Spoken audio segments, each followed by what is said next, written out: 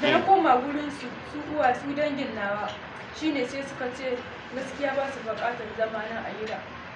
To akwai wani abu da kin kama su sun kaci ba su buƙatar zaman ki ko kuma dai a sanadiyar wannan kila cikin shegen da ake tunanin kin yi haka?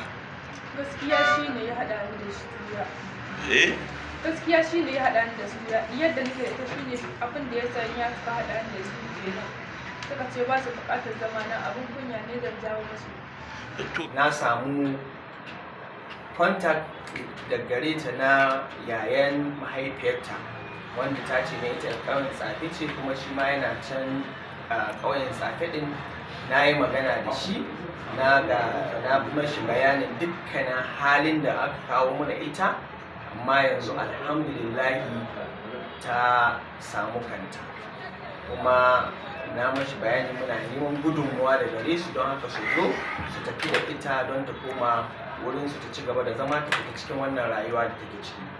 So alhamdulillah ga ranar da muka yi magana da shi ya mai alƙawarin cewa tabbas insha Allah idan aka sallame ta in kira shi, idan ni kira shi zai turo a doke ta kuma su koma inda ya ita ta yi alƙawarin za ta zanna tare da shi kuma za ta zanna a inda ya aje ta, ba za ta koma ma irin rayuwar da ta fito ba. Amma Samariya ta bai ta ce ina ƴan uwanta ko iyayenta. To muna nan da yake garanta na opposite ɗin namu haka. Sai gashi da ƙarshe ni da ƙaunata muka janye ƙauna. To in aka zo wurin medication sai in ce ƙaunata ta zauna inda take. Ni kuma in zauna nan. Wurin ba su magani. Wurin ba su magani. In an ce ina mai jinyar ta sai mu rabu da sai mu ce ga mai jinyar ta nan. Sai aka ƙyale ta. Ya sunanki? Sunana Aisha. Aisha ke asalin ina ce? Asalin na ya Tsare ce. To me ya jefa ki cikin yanayin da mun ka a ganki? Gaskiya rayuwa ce ta jefa ni cikin wannan yanayi. Ina mahaifinki yake? Mahaifina ya rasu. Ina mahaifinki? Mahaifiyata ta rasu. Rasuwa ta Allah da Annabi ko kuma kila yan bindiga ne na kashe su? Rasuwa ta Allah da Annabi. Me ya kawo ki a garin Gusau? Gaskiya ciwo ne ya kawo ni a garin Gusau. Me ya baro ki daga can garin? Daga garinmu gaskiya an yi min maganin in na zo sai dai kawai an yi min allurar in koma. In an yi min allurar nan kuma washe gari in na kwana ɗaya na kwana biyu sai ciwon ya ƙara taso min sai in ƙara dawowa su suka ce ba za su iya ba sun gani inda zan je shi ne ni ta hawa ta ina da yarinya. Kafin mu kai ga sha'anin yarinya, da kin ka bar garin ina kin ka fara zuwa? Da na bar garin mu gaskiya Gusau na fara zuwa. Tun asalin farkon barin garin? Tun asalin farkon barin garin mu gaskiya Maraba na fara zuwa. Me yasa kin ka bar gida? Gaskiya wani abu ne ya haɗa ni da mamana. Me ya haɗa ki da ita? Gaskiya wani ne ya yunƙurin lalata ni. Ya lalata ki ɗin ko kuma yunƙuri dai ne shi yasa kun ka samu matsala da ita? Gaskiya ya yi yunƙuri ne shi yasa muka samu matsala da ita. To sai me ya kasance? Kuma shi ne sai aka sai ta kore ni da gida. Da ta kore ni kuma sai na tafi Maraba. Baki ba ta hankuri na ta yi hankuri ba? Gaskiya na ba ta haƙuri, har ƙawayenta na faɗa ma su ba ta haƙuri, ta nemi in dai ma suna ba ta haƙuri za su ba ta. To sai kin ka hita gida, ba ku da wasu 'yan uwa da ya kamata ki je wurin su? Har wajen 'yan uwan ta kani su kuma suka ce gaskiya su ba za su iya tsayawa da zannawa da ni ba, iya yaran su ma sun ishe su riga da wando. To da kin ka hito wajen ki zuwa Maraba ina? Gaskiya mota ce na hawo. Maraba mi a wani gari an Maraba? Maraban Yanya. Abuja kenan ko? Waye ɗauke ki kai ki can Maraba din? Gaskiya mota ce ta ɗauke ni, wani mai mota ne kuma ni dai ban san shi ba. Biya ne kin kai ko koya? Gaskiya ba biyan shi ne ba. Ni ma na zo gareji ne a lokacin, kuma a lokacin ma ana ruwa ne cikin dare, da gari ya waye na kwana a nan wuraren wajen kofar sojoji. To shi ne da gari ya waye da sa shi ne sai na je tasha na ce ina son a taimaka min zan je wuri kaza kuma ban da kuɗin mota. Shi ne sai suka taimaka min sai kai ni can wuraren.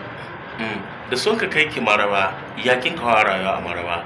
kin taɓa jin labarin garin ne ga wasu ko kuma dai kawai kin dai fito ne kin fuskanci duniya? Ni dai gaskiya na ji labarin garin ne. Gawa kin ka ji labarin? Ni dai a mutane nake ji haka suna faɗi. To da kin ka ji ya kin ka fara rayuwa a can? Gaskiya rayuwar da ake yi a can namiji bai ba kuɗi in ba ya samu jikinka ba. To a can kahin ki bagira kin taɓa sanin namiji? Gaskiya ban taɓa ba. To can da kin ka ji ya kin ka fara? Gaskiya ko na je can wuraren a abin da ya samu har na fara ina jin yunwa ban da kuɗi kuma duk wanda zai taimake ka a can wuraren inda ba jikin ka sani ba zai iya taimakon ka ba. Ni kuma ga yunwa ta dame ni ina ji.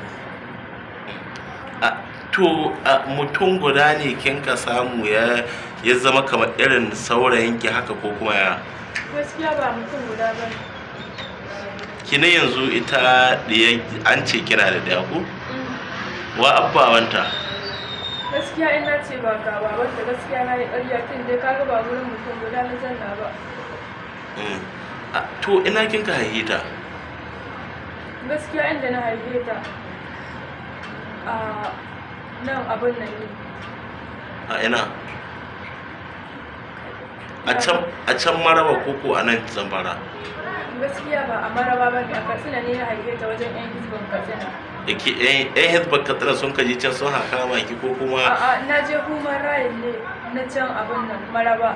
To kuma daga can wuraren na haɗu da wata mata ta ce ina matsala ta akan haka ne. Ina son in kai wani ƙara.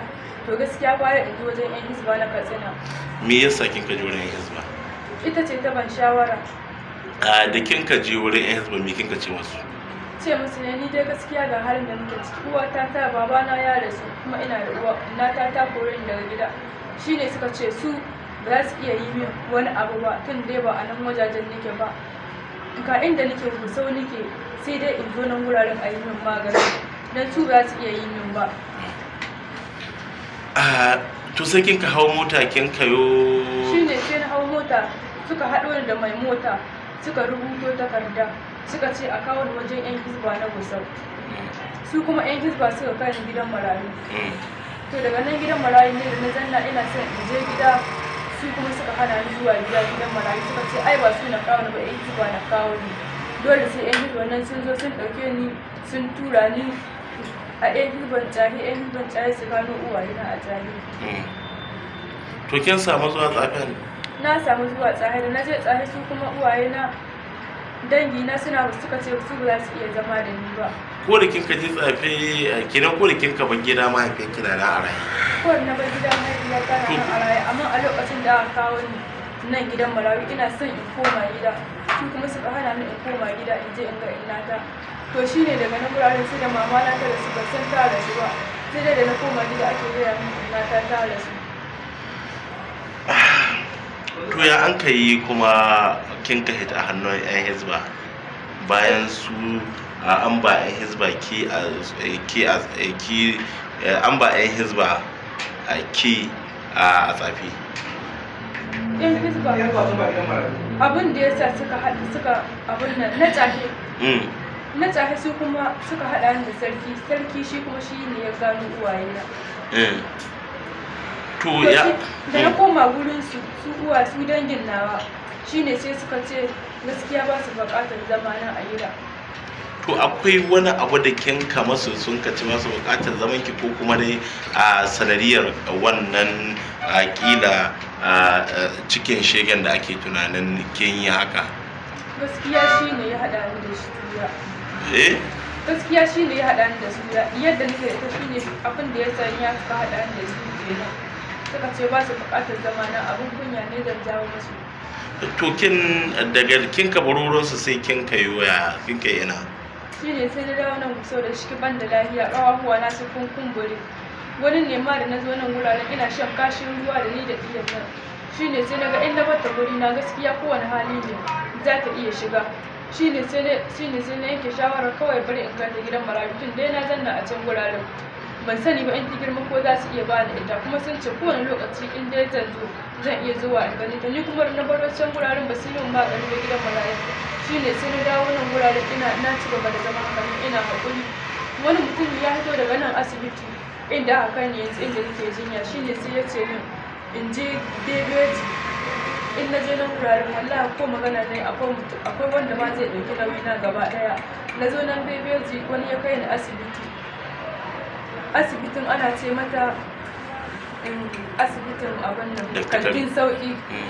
Akwai can wata asibiti ana ce mata kantin sauki, to dai kantin wuraren na samu sauki shine sai aka sallame ni. Da aka sallame ni kuma har yalau sai na koma gida mai kiba da shine kuma sai suka ce za su iya saka ba, har yalau sai na dawo ina kwana a nan wuraren a bakin titi.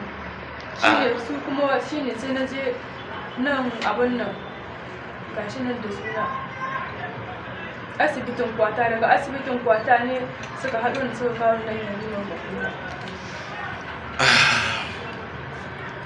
Yanzu gashi rayuwarki ta kasance cikin wannan yanayi, akwai kila wani da na sani ko nadama da kin kai na halin da rayuwarki take a halin yanzu? Gaskiya na yi nadama, ina son in dawo yanda nake, ina son in shiryu in dawo. Allah ya bar da ciki na aure da huta da wannan rayuwa. Yanzu ke shekarun ki na duniya? Shekara ta 20. Ina abin da kin ka haifa? Gaskiya abin da na haifa yana gidan marayu, kuma ina buƙatar abuna. Ita ta kai shi ta ci. Assalamu alaikum warahmatullah. Sunana Hassan Bello. Malam Hassan Bello, ina kake aiki? Ina aiki a asibitin mata da ƙananan yara da ke Tudun Wada, kusa da police station ɗin Tudun Wada, wato Dr. Karima da Dutse Dr. Karima. Gashi kun kawo mana wannan yarinya. Ya kun ka haɗu da ita? Kasancewa ta ina aiki tare da wata ƙungiya mai zaman kanta, ƙungiyar International Rescue Committee, that is IRC kenan. Ina incentive referral worker a Yariman Bakura specialist, wanda dukkanin patient ɗin da ba za a iya kulawa da shi ba a ƙananan asibitocin primary health care, ƙungiyar tamu tana ɗaukar nauyin wa'annan mara lahiyar kyauta da maganinsu da abincinsu a wa'annan asibitota, manyan asibitota kamar ita Yariman Bakura inda nake, da a musu magani kyauta da abinci har a sallame su. Ita wannan yarinya Na'imatu Murtala da muka zo da ita a wannan ƙungiya, an kawo mana ita a ranar 28 ga watan 11 shekara ta 2025. An kawo ta ba ta san inda take ba saboda rashin lafiyar ta yi tsanani, ba za a iya taimakonta a primary health care ba. An kawo ta, na karɓe ta, na buɗe mata fayil, amma kuma babu wanda zai zanna ya yi jinyarta. Kasancewa doka ce ta asibiti, ba za a anshi marar lafiya ba tare da wanda zai yi jinyar shi ba. Alhamdulillahi, na yi iya ƙoƙari na ganin cewa na samu danginta ko wasu 'yan uwa da aka gare ta a nan cikin gari. Ga ranar da aka kawo ta babu, aka bani umarnin cewa in dai babu mai jinyarta da su a nan asibiti ba za su aminta su ajiye ta ba babu mai jinyarta. Alhamdulillahi, muka samu wata goyar Allah tana jinyar yaronta, tana jinyar diyarta a nan inda aka ajiye ta. Ta alƙawarin za ta kula da ita kamin a sallame yarinyarta.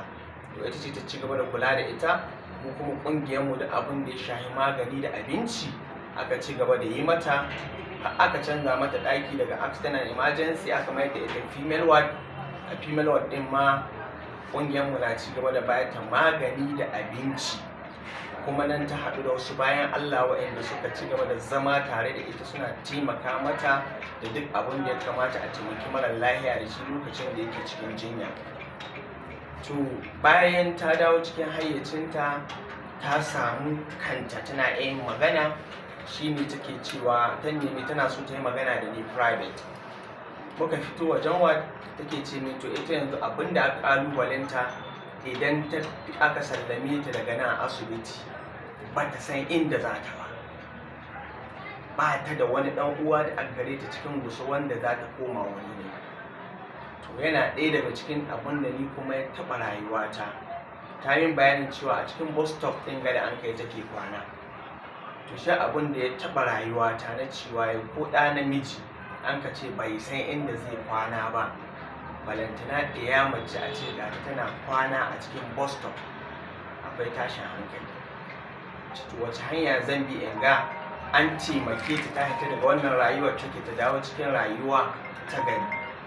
Na samu contact da gare ta na yayan mahaifiyarta, wanda ta ce ne ita ƙauyen Tsafe ce, kuma shi ma yana can ƙauyen Tsafe ɗin. Na yi magana da shi, na mashi bayanin dukkanin halin da aka kawo mana ita, amma yanzu alhamdulillahi ta samu kanta, kuma na mashi bayani muna neman gudunmuwa da gare su don haka su zo su tafi da ita don ta koma wurin su ta ci gaba da zama ta fita cikin wannan rayuwa da take ciki. So alhamdulillah ga ranar da muka yi magana da shi ya mai alƙawarin cewa tabbas insha Allah idan aka sallame ta in kira shi, idan ni kira shi zai turo a doke ta kuma su koma inda ita ta yi alƙawarin za ta zanna tare da shi, kuma za ta zanna a inda ya aje ta, ba za ta koma ma irin rayuwar da ta fito ba, to shi kuma zai iya zannawa da ita. Muka yi haka da shi. Ranar Juma'a na fito aiki, tarar da likitoci sun yi sallame ta. Ni kira wayan shi ni ce to ga yadda muka yi, likitoci kuma sun sallame ta kuma ta ji sauki, yanzu kuma ga magunguna nan tana kan sha.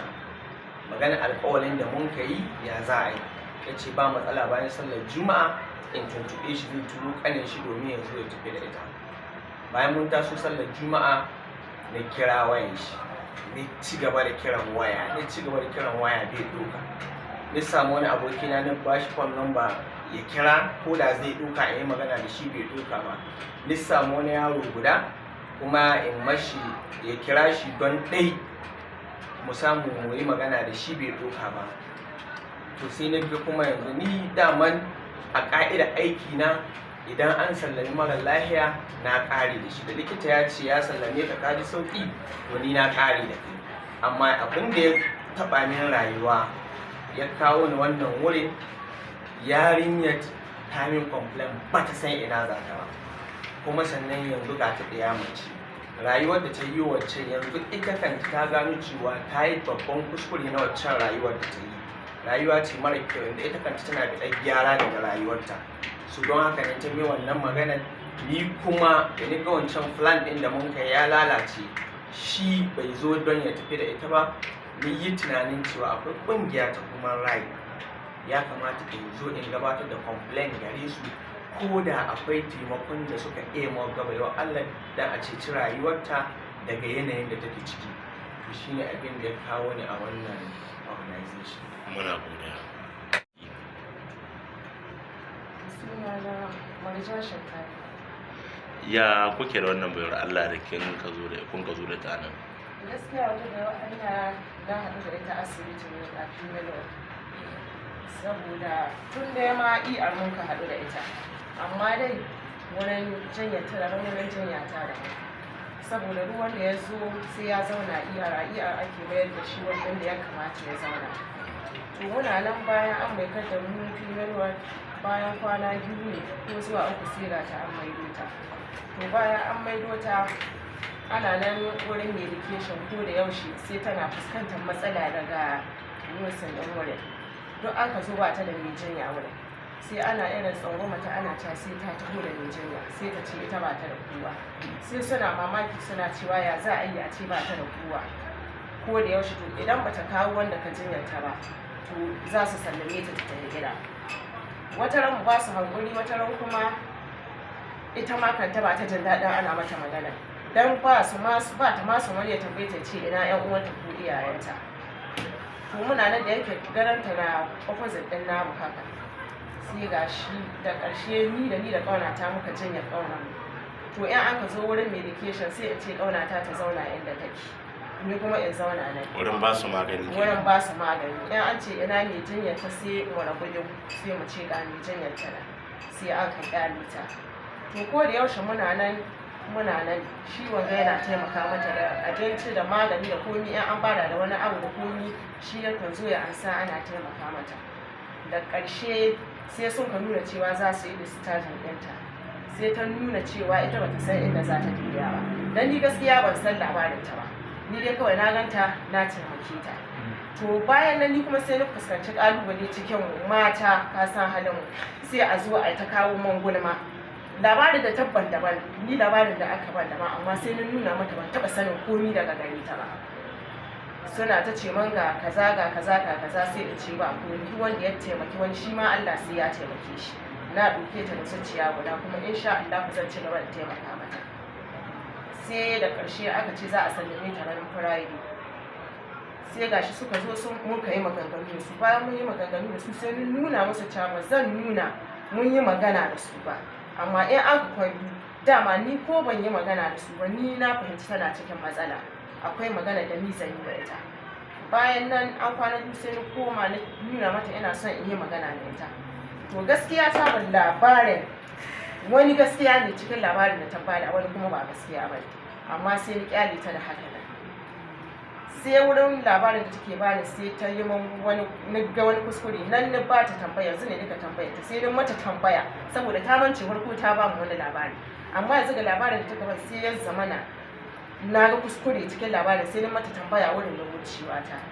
To shine nan dai ko da yaushe sai ga wata mata ita ma da ne ko da yaushe tana tambayar ta cewa ta kawo yan uwanta ta tsangwame ta, kullum sai ta ban magana ta ce ita wallahi wata hiyar ta za ta yi waye din ta samu kuɗi ta hiyar ta za ta nace ko ni ina iya bata kuɗi ta tafi, amma ni ban son ta ta faɗa wata rayuwa, dan saboda rayuwarta tana cikin ƙalubale. Yanzu ni yi magana da su nace in mun ka sake ta wanga abu duk ya baci da an ka duko shi. Muna nan ko da yaushe sai ga jiya ta samu kuɗi ta ce mai ita ta hiyar ta za ta yi, nace to ni gaskiya ban yarda ta yi, dan shi gaskiya mu ma haɗu da shi makaranta amma ba mu da lambar juna, kuma ni ban taɓa an san lambar shi ba, amma jiya da na ga abin ya yi tsamari sai na sa ta dibo man lambar shi ta bani, bata ma san lokacin da na kira shi ba. Na ce mai to ga halin da ake ciki yanzu mi amma ita dan gabana ma ne ranar Friday ya kira wannan uwan mamata ta gabana an kai, ba nuna mata gabana an kai ba, amma ga abin da ya ce. Da ƙarshe sai na faɗa masa ya ce to shi dai yanzu ga hanyar da ya so ya taho kawai mu taho na duba rayu, saboda dai tana ba mu tausayi, kuma ni wallahi na ɗauke ta matsayin ƙauna ta ma na ɗauke ta, saboda rayuwar ta mutane da dama har mu ma suna kyaman mu, suna ganin cewa dan me mun ka ɗauke ta mun ka sa ta ga cikin mu, duk abin da zan yi yanda na ba ƙane na haka nan zan bata da, kuma ni ban son bata ranta, kawai ni dai na ji ta kwanta man ga rayuwa ne dan ban son ta ci gaba da rayuwar da take, ina son ta dawo. Ke kin kai jinya ta asibiti, akwai wani kila mummunan kila ciwo ko wani abu da aka gani gare ta wanda ya sa mutane ke kyamarta?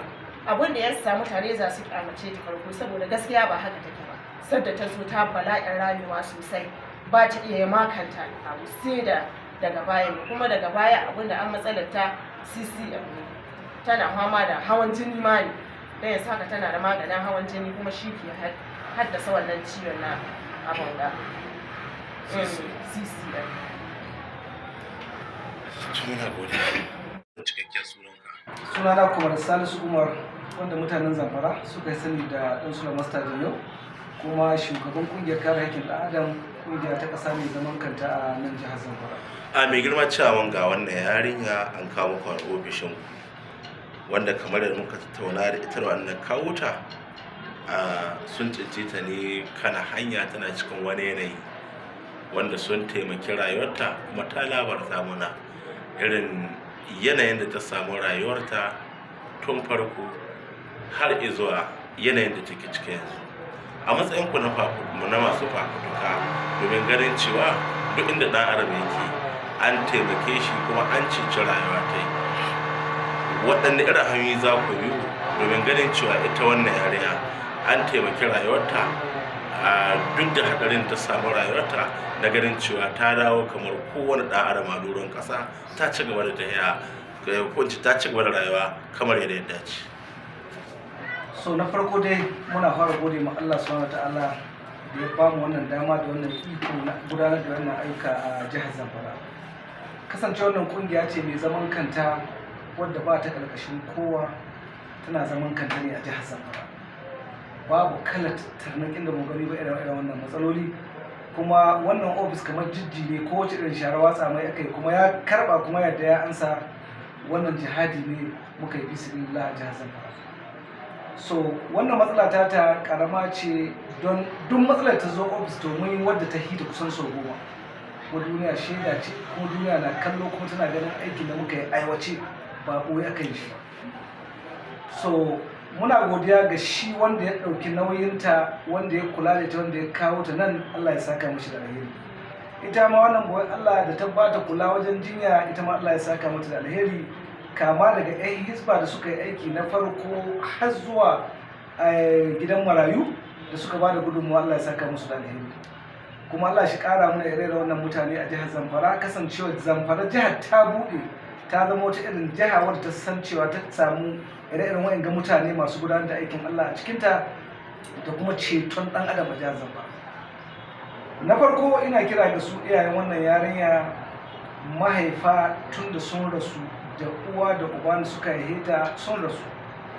Wannan zamani ne mai wahala, wanda ido akewa ba a waƙiya, wanda ke mahiyancin mutane 'yan uwa na baki ne ba na zuciya ba. Sai cewa dangin wani ko mu dangi ko 'yan uwa ne, amma sai in ya samu yake nasu, amma in bai da ba nasu bane. Ina kira gare su da su ƙara jin tsoron Allah, su sani su ma za su iya mutuwa, kuma za su iya barin nasu. Duk da an samu kuskure ta bangaren mahaifiyarta, amma ita mace ai rauni gare ta, nan wurin ta samu makarabai dangin uba su rika mata, da an ci mugaci. Sai a kyale ta kori ɗaya, yanzu gashi ana cikin wani, kuma duk abin da ta zama ɗan gidansu za a cewa. Kuma in ta kai wani step ɗin da ba ta iya tashi, za ta mutu, dole kwasa ta za a kai cikin gidansu a aji, don mun taɓa gani, kuma an taɓa yin haka. So ina kira gare su ƙara jin tsoron Allah, su dawo daidai. Na biyu, ina kira ga shugabanni tun daga kan gwamnan jihar Zamfara. Wannan aiki da muka yi jihar Zamfara, yau da zagin gwamnati muka yi, ko cin mutuncin gwamnati, ko zagon ƙasa gwamnati, da yanzu ba wa magana aka yi ba, da yanzu an ɗauki mataki ko na iri gare mu a jihar Zamfara. Gwamnati ta sani, mukarraban gwamnati sun sani, 'yan siyasa sun sani, na kowane ɓangare zaman kan muka yi, ba mu ƙarƙashin kowa, kuma ba mai muna albashi. Mu ne muke gudanar da aikin ofma taimakon mutanen jihar Zamfara, kuma hakkin suna kan gwamnati, kuma ya kamata gwamnatin taimake su, kuma ba su iya kai gare ta, mu suka iya kawo gare mu, amma babu wani tallafi da 'yan siyasa suka ba mu, ko kuma in ce gwamnati tun daga ta sanata Ahmad Sani Riyan Bukuru har ta Dr. Dauda Lawal. Muna kira gwamnatin jihar Zamfara, ba muna kalubalantar gwamnatota bane, a muna faɗa muku gaskiya ne. Ku dawo da hankalinku, ku kalli ina ake ceton mutane, ina ake kula da talaka, ina aka ba talaka agaji, sai ku rika a yi tare da ku. Wannan sadakar jariya ne, kuma ba ku san abin da zai gudana bayan ba ku mulkin ba, ko bayan kuna son mulkin, ko ga dangin. Ina Jibrin Bala Yakubu yake, shine gwamnan jihar Zamfara na mulki na farko a jihar Zamfara, wanda yake gwamnatin soja. Sada muka samu jiha, shine zo gwamnan mu na farko a jihar Zamfara. An waye gari ya mulkin ya gama, kuma ya ta gidan yari. Kaga ina ce karhin mulki ko tara kuɗi na kana mutum da mutunci, da bai ta gidan yari. So idan ana kallon haka, in Allah ya baka mulki ko wani mukami ko wani matsayi, ka dawo kalli ina aka taimakon talakawa. Babu wanda ka cewa bai san ofishin human rights na jihar Zamfara ba, wanda wanga ofisin, wanda duk Zamfara babu wani ofis da ya girma wanga, babu wani ofis mai zaman kare da aiki kamar da wanga ofis kai. Amma mu taɓa ganin ɗan siyasa da ya race ke zo na don ya taimaki ofis, ko taimaki mutanen da aka taimako, ko bincika menene ake. So ina kira gare su, musamman chairman na local government din Tsafe, yanzu aiki ya rage naka.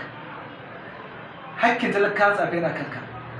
Ka yi koyi da algon chairman na ciyamomi Sama'ila Garkuwa, chairman na Zurmi, ko na Moriki ne wanda ya chairman na Zurmi, wanda ya taka rawar gani ga wannan ofis na irin wa'in ga mutane. To wannan matsalar ma za mu yi addressing ne a gare ta kai tsaye, sai mu kai ni za ka yi. Shin kai ka san mutunci talaka mai da algon ya sani, ko baka sani ba? In ka sani alhamdulillah, dama irin ka muke bukata. Idan Allah ya sa yau an ce ka hau kana kula da mulkin local government, ai gobe ba kai bane. Ko ma za a yi zaben, talakan ka sun ga me hake yi, za su dawo su zabe ka. Idan aka cewa ba ka da amfani gare su, ne ba dalilin a zaben da bai da amfani a jihar Zamfara. Saboda haka wannan boye Allah za mu rika ta hannu biyu. Wannan ofis da ma kare yancin da yake, kowane irin mutum ya zo dole mu anshe shi hannu biyu, mu kula da shi, ko mu kula da inda za ta yi, ko mu ga inda za ta taimake shi. Wannan yarinya tana hannun mu, mun karba. Daga yanzu insha Allah za mu ɗauki matakan da ya dace don inganta rayuwarta. kuma dukkan masu neman wannan ofis namu don kawo ɗauki gudunmuwa nan da muke bukata don a ba al'umma gudunmuwa, ofis ɗinmu na Kambar Plaza, ko ba da shawara ko kuma neman ya muke muna aikin ko a bincike ya muka gudanar da aikin, kai magana gada muka hudu na muna taimakon mutane gaskiya ne ko ba gaskiya bane, kana da damar ka zo ka bincika. Muna nan Kambar Plaza kusa da Gamman House a gaban Jari Bola, ko kuma ka kira mu ta namba waya in ba ka iya zuwa bincike a haɗa ma direction ɗin office ta namba mu 081 32 49 47 55. ko muna godiya bisa ga ɗimbin gudunmuwar da mutanen ƙasashen waje suke ba wannan office da kuma na ƙasa jihohi daban-daban da kuma wasu ɗaiɗaiku cikin jihar Zamfara. Allah ya saka musu da alheri. Assalamu alaikum.